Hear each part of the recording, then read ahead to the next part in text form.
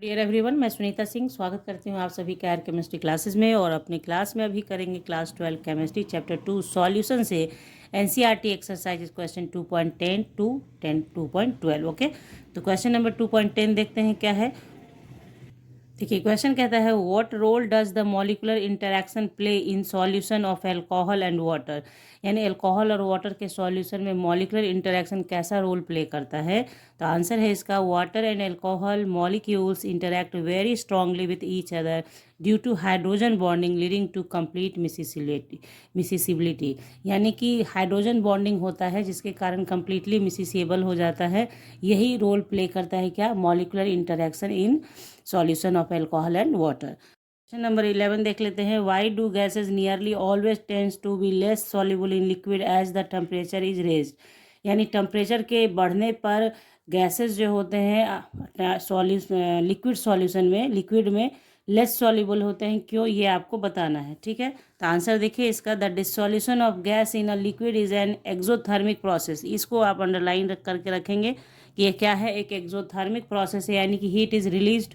यानी एक्सोथर्मिक में क्या होता है, हीट रिलीज होता है। तो gas plus solvent gives solution, heat release हुआ यानी निगेटिव हुआ यहाँ पे।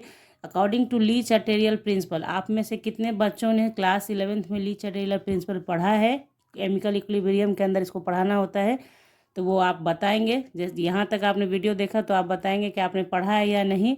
नहीं पढ़ा है तो मैं इसके लिए एक पर्टिकुलर वीडियो बना दूंगी ली चाटेरियल प्रिंसिपल के नाम से, तो वो आप लोग देख लीजिएगा। तो देखिए, according to Le Chatelier principle increase of temperature would shift the equilibrium in backward direction, the solubility of gas in solution would decrease with the rise in temperature. यानी ली चाटेरियल प्रिंसिपल का कहना यही है कि temperature जब आप raise करेंगे तो आपका जो रिएक्शन है वो बैकवर्ड डायरेक्शन में जाएगा, क्योंकि फॉरवर्ड डायरेक्शन में तो ये एक्सोथर्मिक है ही है।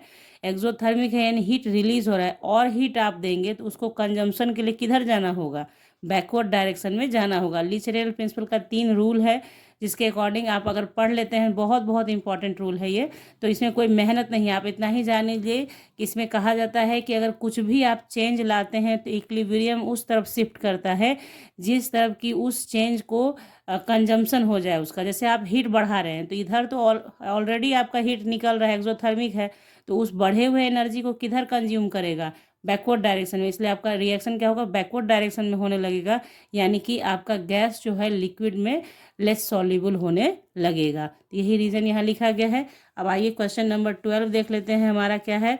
क्वेश्चन नंबर 12 है हमारा स्टेट हेनरीज लॉ। बहुत इंपॉर्टेंट क्वेश्चन है ये।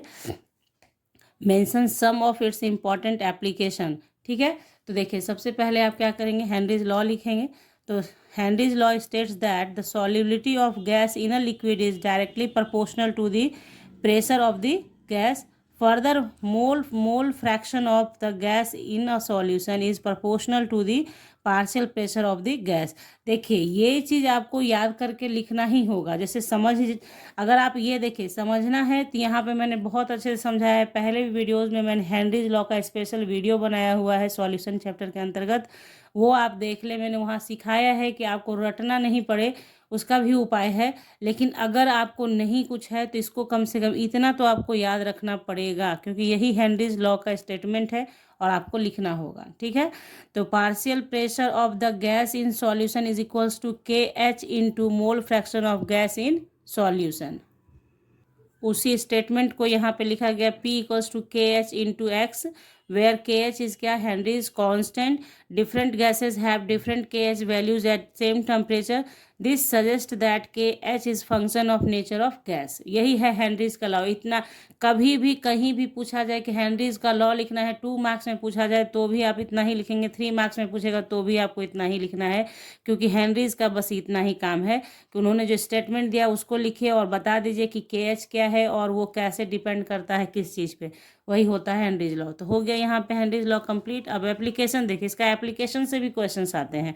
तो देखिए एप्लीकेशन नंबर फर्स्ट क्या है, for increasing the solubility of CO2 in soft drinks and soda water. ये सभी से आप परिचित हैं।